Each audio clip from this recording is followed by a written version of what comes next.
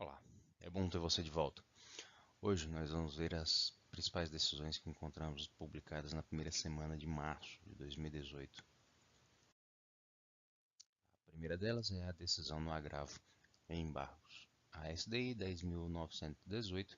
na qual se tem a confirmação de que a transcrição pela parte, em recurso e revista, do inteiro teor do Acórdão Regional, ou mesmo de seus capítulos, sem qualquer destaque, não atende o disposto no artigo 896, parágrafo 1º-A, inciso 1º da CLT, uma vez que não há, no caso, determinação precisa da tese regional combatida no apelo, nem cotejo analítico de tese, ou seja,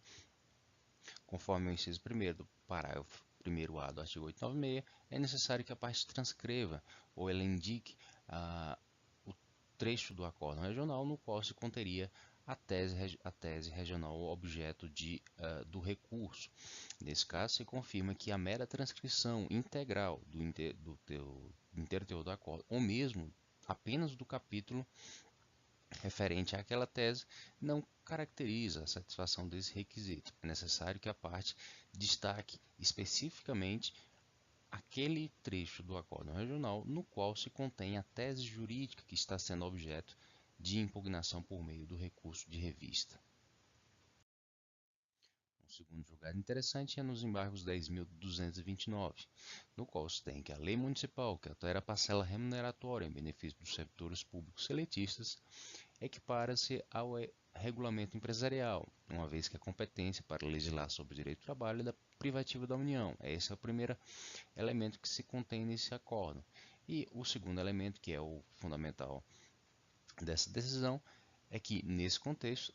não há se falar de aplicação da exceção prevista na parte final da súmula 294 do TST,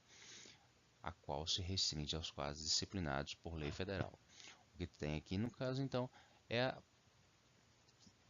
previsão contida na súmula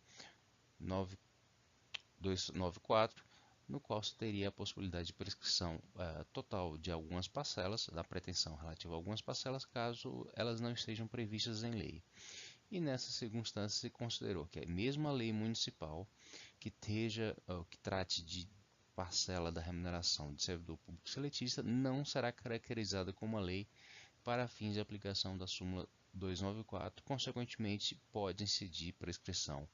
total acerca de pretensão fundada no pedido de pagamento de parcela remuneratória de servidor público seletista. Aqui no caso, essa lei municipal em questão suprimiu determinado benefício e a partir dessa supressão se contou a prescrição total. Um outro julgado, os embargos 3.069, se confirma a tese de que a demora na devolução da CTPS ao empregado configura em si mesmo um ato ilícito, consequentemente passível de reparação por meio da condenação à obrigação de reparar danos morais. Assim, ainda que não exista comprovação de que a retenção da CTPS tenha ocasionado prejuízos de cunho material ao autor, é evidente a natureza ilícita da conduta, bem como o prejuízo dela decorrente.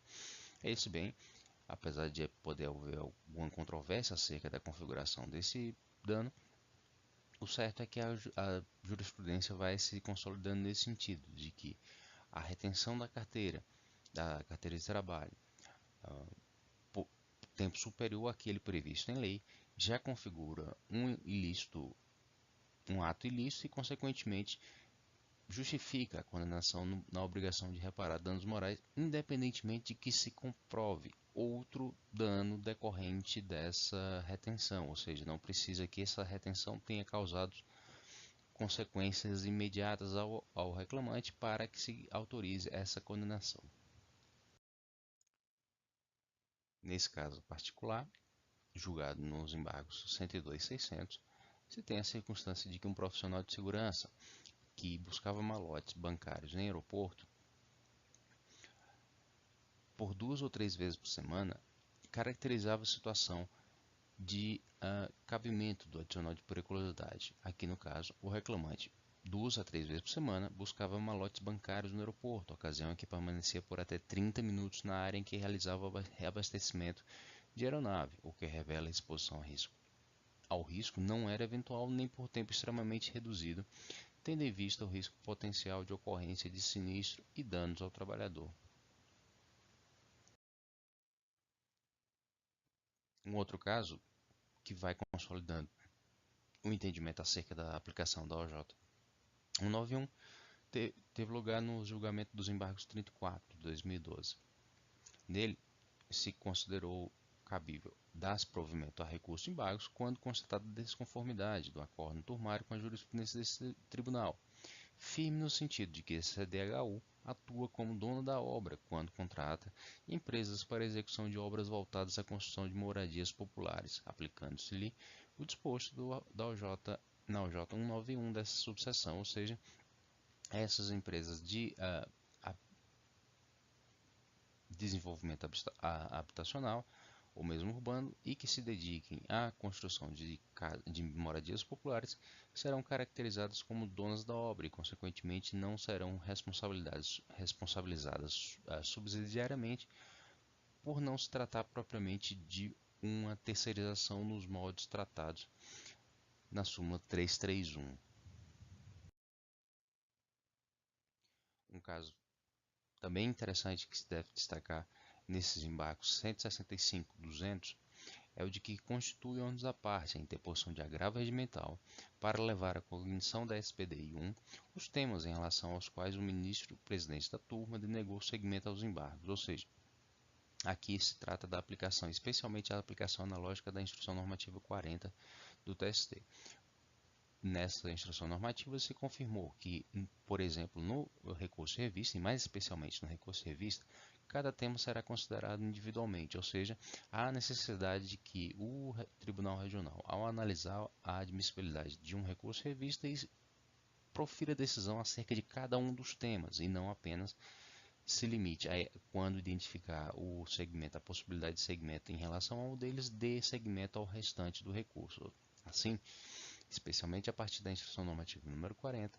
cada um desses temas deveria ser analisado individualmente e deveria haver pronunciamento particular acerca de cada um desses temas. Consequentemente, aqueles temas cujo o segmento fosse negado, a parte deveria interpor o correspondente agravo instrumento, ainda que a parcela subsequente do recurso de revista tivesse sido processada por decisão do TRT. No caso, então, é que se está entendendo que esse procedimento também se aplica aos embargos da STI, ou seja, quando os embargos da STI contêm mais de um tema, o ministro-presidente da turma, que é o responsável então por esse primeiro juízo de admissibilidade, vai se pronunciar sobre cada um desses temas. E caso não haja ou não se pronuncie ou não se configure a possibilidade do segmento em relação a um desses temas, a parte tem que interpor o agravo regimental. Caso contrário, haverá preclusão e apenas será conhecido ou apenas será examinado os embargos naquele tema ao qual se deu segmento pela decisão do presidente da turma. Esse vai ser um tema que nós vamos explorar também em aulas subsequentes. Um caso ainda mais interessante que nós vemos aqui, já por julgamento da seção de dissídios coletivos, aqui a remessa necessária e recurso ordinário 7377, se traz a confirmação da tese de que o provimento jurisdicional consistente na revisão geral anual da remuneração de servidores do município, sujeitos ao regime da CLT, na forma prevista no artigo 3710 da Constituição Federal, tem nítida repercussão financeira e orçamentária, razão porque não é passível de ser alcançado mediante dissídio coletivo a teor da OJ da orientação jurisprudencial 5 da seção de dissídios coletivos. Essa orientação jurisprudencial confirma que, em face de pessoa jurídica e direito público, cabe a dissídio coletivo exclusivamente para apreciação de cláusulas de natureza sociais, ou seja, não se pode criar a obrigação em vista de pessoa jurídica de direito público e que dê ensejo a ônus financeiro. E nesse caso, aquela previsão contida na Constituição relativa à necessidade de revisão geral anual dos vencimentos dos servidores foi considerada que se caracterizava como obrigação com repercussão financeira e orçamentária, ou seja, o julgamento nesse dissídio coletivo, originariamente julgado pela 15ª Região, não impunha necessariamente um índice de reajuste, apenas determinava que houvesse essa revisão. Mas mesmo essa determinação de que houvesse a revisão geral e a eventual concessão de reajuste foi considerada como contendo repercussão financeira e consequentemente consequentemente estaria em desacordo com o entendimento da SDC e consequentemente do TST, tal como expresso na orientação jurisprudencial número 5. Então essas foram as decisões que nos pareceram mais relevantes agora na primeira semana de março de 2018. Como vimos, alguns dos temas tratados nessas decisões vão ser objeto também de vídeo subsequente, quando abordaremos essas temáticas de forma mais abstrata, ou seja, sem remeter necessariamente aos casos concretos, mas de forma a dar um panorama mais geral do tema e permitindo a aplicação específica a outros casos que sejam relevantes para a prática diária perante o TST. Eu agradeço a atenção e nos vemos no próximo vídeo. Até mais.